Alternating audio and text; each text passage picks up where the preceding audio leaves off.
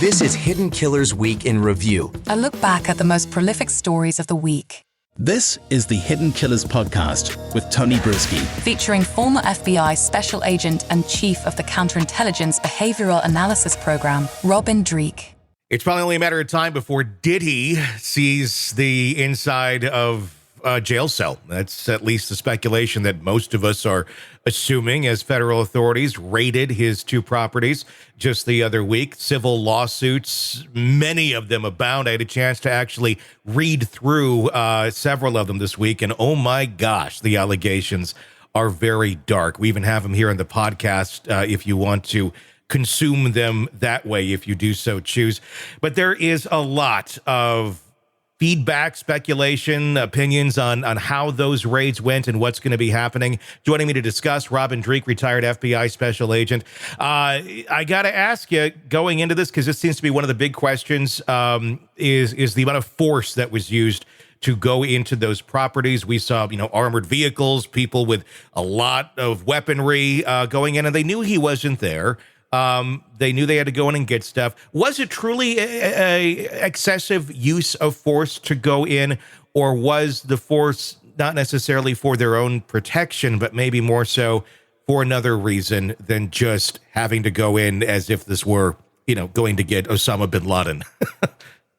Hard to always know the particulars of individual situations because we don't know what they knew before they went in. But in general, you always go in with 10 times as much than you might need for the protection of everyone, as well as protection of the evidence there. And so if they had tips, if they had information, I know there's been guns involved in his life.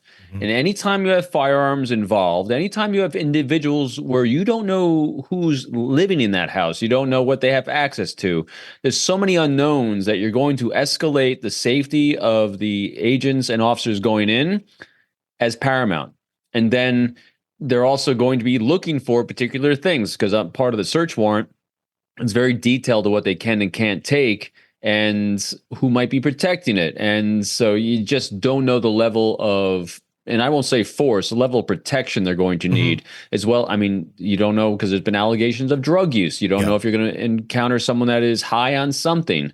There's just a lot of unknowns. And every time you have unknowns, you have to be extremely careful for safety and above all. Yeah, I mean, after reading the one of the civil law cases, the Rodney Jones one, and going through all that, I'm really not that surprised that they went in the way that they did. I mean, we are talking about people who seem to have a penchant for guns and enjoyed using them, and drugs, a lot of drugs on top of that. And if they feel like their world may be ending, and these are the kids of Diddy, it wouldn't be surprising if it turned into something much darker than it needed to be, into a standoff situation and whatnot. But obviously, they avoided that by going in the way that they did. And also, I think cascaded on top of that, Tony, is an element to really consider here is how many years have they spent living in a world of lawlessness? Yeah. Where the law and rules don't apply to them because they form their own cabal, their own, and we talked about cults last time, their own little cult of groupthink.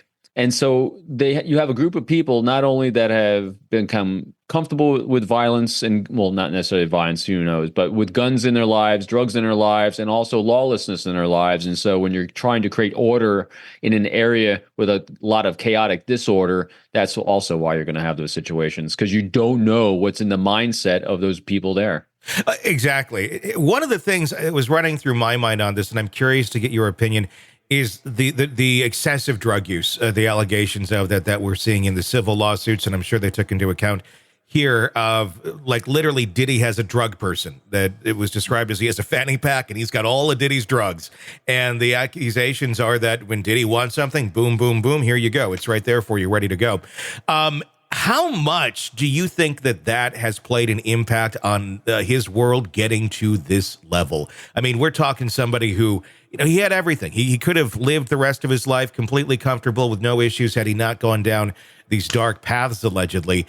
But I wonder how much drugs played an influence on his vision of himself being unstoppable. Drugs plays a horrible impact on a lot of lives today. And especially when you're dealing with individuals that have reached, and we all deal with this. Every human being deals with this, not drugs, but every individual deals with this. And that is, our brains biologically are geared for reward.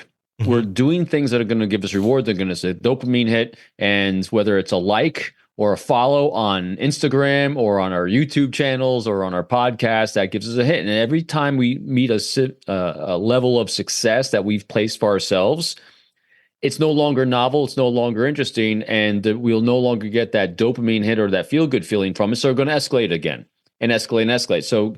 So place yourself in a situation where, and you just said it, where you've achieved all the success in the world that you could possibly ever have imagined, which he did. Well, your brain's no longer stimulated by that. So you're going to constantly seek new stimulations. And a lot of times what unfortunately happens to people, they'll seek that kind of dopamine hit and stimulation in drugs, alcohol, in these other areas. And so that becomes a slow build in there, because as soon as you take one hit, well, one hit the next time is not going to be the same. So you're going to take two. And so you become addicted to getting stimulated, and then it destroys the brain chemistry, destroys the thought process, destroys all the organs in the body. So I know it's a long narrative on me, how you can imagine that someone who seemingly has success and everything he could ever want in life, how this could happen. Well, this is why it happens, because success, I guarantee you, in his mind, he was still trying to achieve something. Sick of the ads? We are too. Start listening with no commercials now and get access to all of our episodes in advance of everyone else. Become a True Crime Today Premium Plus subscriber on Apple Podcasts. Search True Crime Today Premium Plus on Apple Podcasts or go to our podcast page and sign up now. True Crime Today Premium Plus. Sign up now.